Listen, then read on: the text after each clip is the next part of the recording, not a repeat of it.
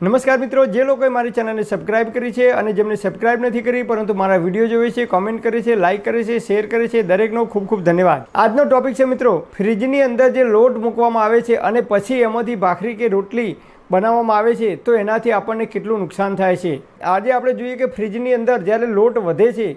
રોટલીનો કે ભાખરીનો ત્યારે અંદર મૂકવામાં આવે છે ફ્રીજમાં, ત્યારે એના ઉપર કઈ પ્રોસેસ થાય છે અને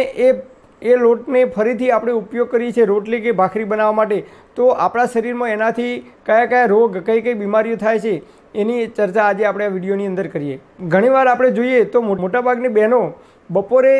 જમવાની અંદર ભાખરી કે રોટલી બનાવે અને લોટ વધે તો ફ્રીજમાં મૂકી દે છે, અથવા રાત્રે ભાખરી કે રોટલીનો લોટ વધે તો એ પણ ફ્રીજમાં મૂકી દે છે અને બીજા દિવસે સવારે એ રોટલી કે ભાખરીના લોટનો ઉપયોગ કરી અને ભાખરી કે રોટલી બનાવી અને પોતે ખાય છે અને બાળકોને પણ આપે છે। તો આ રીતે આપણે કરવાથી શું થાય છે, તો જ્યારે પણ આપણે લોટ રોટલીનો કે ભાખરીનો બનાવીએ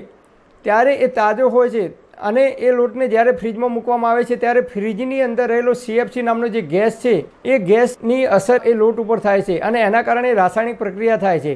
અને એના કારણે તમે જુઓ તો એ લોટ 3 કે 4 કલાક પછી તમે ફ્રીજમાંથી કાઢશો તો એ લોટનો કલર એનો રંગ બદલાઈ જાય છે અને એ લોટનો સ્વાદ પણ બદલાઈ જાય છે। અને આપણે જ્યારે આખી રાત લોટને ફ્રીજમાં મૂકી રાખીએ છીએ અને પછી બીજા દિવસે સવારે જ્યારે ઉઠીને એની અંદરથી ભાખરી કે રોટલી જે કંઈ બનાવી અને ગરમ ગરમ ખાઈએ છીએ તો લાંબા ગાળે આવા લોટમાંથી બનાવેલી ભાખરી કે રોટલી ખાવાથી આપણને પેટમાં ગેસ થવું, એસિડિટી થવી, કબજિયાત થવી, આંતરડાનું કેન્સર થવું જેવી અનેક પ્રકારની બીમારીઓ થવાની સમસ્યાઓ રહેલી છે। તો મારી આપ સર્વેને વિનંતી છે કે રોટલી કે ભાખરી જે કંઈ ખાવું હોય એ હંમેશા તાજું જ ખાવું જોઈએ, તાજા લોટમાંથી બનાવેલું જ ખાવું જોઈએ। એટલે વાસી લોટ 1 કલાક કે 2 કલાક પણ ફ્રીજમાં ના મૂકી રાખવું જોઈએ। ઘણીવાર જોઈએ તો બહેનો પોતાના ઘરના કોઈ સભ્ય નોકરી કે ધંધામાંથી મોડા આવતા હોય તો એમના માટે રોટલી કરવાની હોય કે ભાખરી તો એના માટે લોટ જે વધે એ ફ્રીજમાં મૂકી દે છે અને 2 કલાક કે 3 કલાક પછી જ્યારે તેઓ આવે છે ત્યારે એ લોટમાંથી ફરીથી રોટલી કે ભાખરી બનાવી અને એમને ખવડાવે છે। તો આપણે નિયમિત આવા લોટનો ઉપયોગ કરી અને રોટલી કે ભાખરી ખાઈશું તો લાંબા ગાળે આપણા શરીરમાં અનેક પ્રકારની બીમારીઓ આવવાની શક્યતાઓ રહેલી છે। Thanks for watching my video. Thank you.